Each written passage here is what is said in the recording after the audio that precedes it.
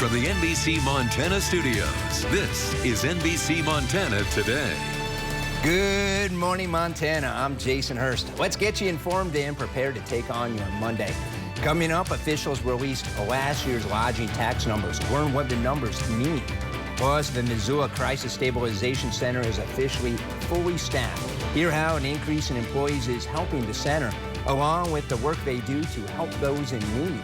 And shearing sheep is no easy task, but one Montanan has mastered the unique trade. Kevin Mackey shares his story along with the sheer hard work it takes to get the job done in this week's Montana Home.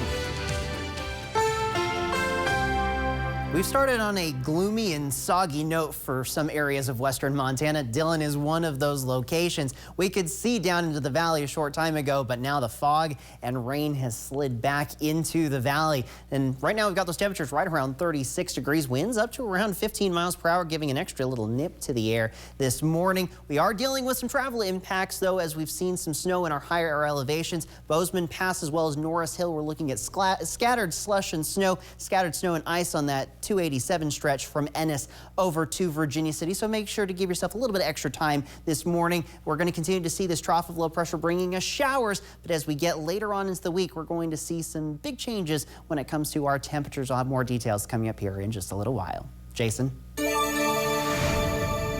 We begin with a recently released report from the Montana Department of Commerce. They released its full lodging tax numbers from 2024. Tourism data shows another year of economic growth for the Treasure State. And NBC Montana's investigative reporter Bowen West explains.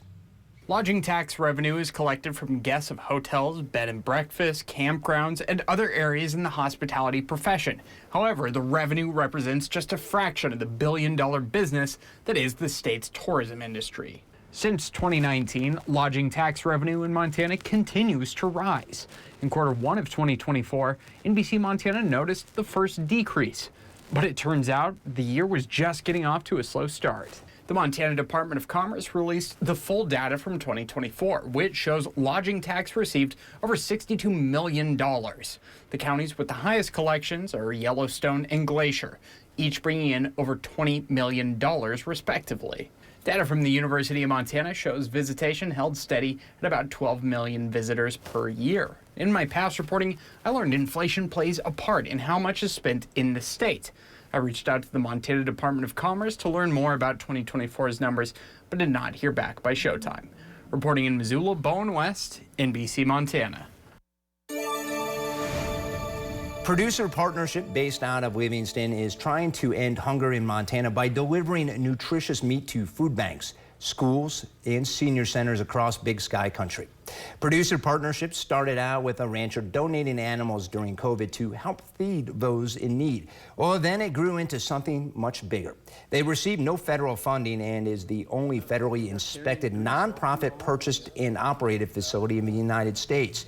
Producer Partnership continues to grow with the help of operations like the Montana Food Bank Network, located in Missoula. With so much dependence on federal government and other programs, this is a way that Montanans locally with a resource, we can help take care of our own neighbors right now today, and we're doing it internally. We, it's local ranchers and producers that have a easy way to be able to help and volunteer and get involved, whether it's donating an animal, volunteers that want to help reach out and be able to help go distribute, if needed. And be sure to tune in Wednesday morning to see the full story. The Dakota Place Crisis Facility in Missoula helps people in the midst of mental health crises.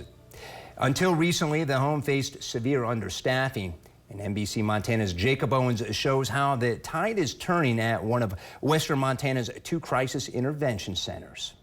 Things are looking up here at Missoula's Dakota Place. After months, this crisis stabilization center is now fully staffed. In the past, we might have had to turn away, say, an involuntary client because we couldn't get 2 people on shift.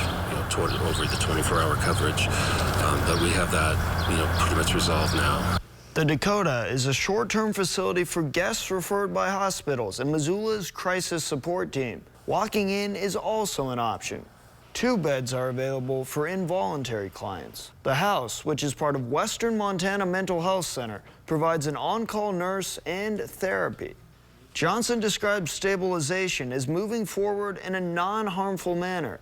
This can include getting back on medication. Also, the Dakota Place bulked up training for staff. It was like a 1-pager, 3-day shift training, and then now it's over a month of training, and it's a very thick manual. Philip Kennedy is about a month into the job. He knows all about the training. A weekend I was already doing training like in person with like a bunch of people. I did like mental health first aid like last week, and then we're doing first aid in May.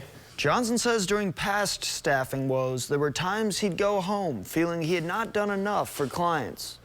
These past fears are now replaced with good news. We are having more, say, success stories where, we follow up with clients after they leave and we call them and we say, oh, we hear that they're doing really well and hear about the positive things that are happening.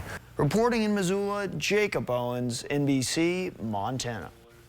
And we now visit with meteorologist Mitchell Coombs. And Mitchell, it is getting that time right now, about 6:36, for people to get ready for work. What's the commute look like for a lot of people heading into their offices? It's going to be kind of a split decision in that sense. Southwest Montana, we're going to be dealing with those soggy conditions, wet roads. But up towards northwest Montana, Kalispell, we're going to be looking at pretty quiet conditions. Partly to mostly cloudy skies, temperatures ranging from 42 to 50 over the next couple of hours. We're just beyond sunrise, so we should be looking at some pretty decent conditions as you're heading off to work and school this morning. Now, looking at Libby, we are going to see those temperatures warming up very nicely, up to 59 with mostly clear skies by noon, up to 66 by 4 o'clock. We could even reach the low 70s this afternoon, and that's only the start of a warming trend. More details coming up. Jason? All right, thank you, Mitchell. And coming up in this week's Montana Moment, Kevin Mackey shares the story of a local sheep producer and explains what it takes to prepare lambs of all shapes and sizes for the warmer weather. Plus, Bozeman was the place to be Sunday for lacrosse lovers, with teams of all ages facing off. The details just ahead. And let's take a live look over Missoula above TD Mountain at Snowbowl from the Community Medical Center weather camera. Meteorologist Mitchell Coombs has your day planner right after the break.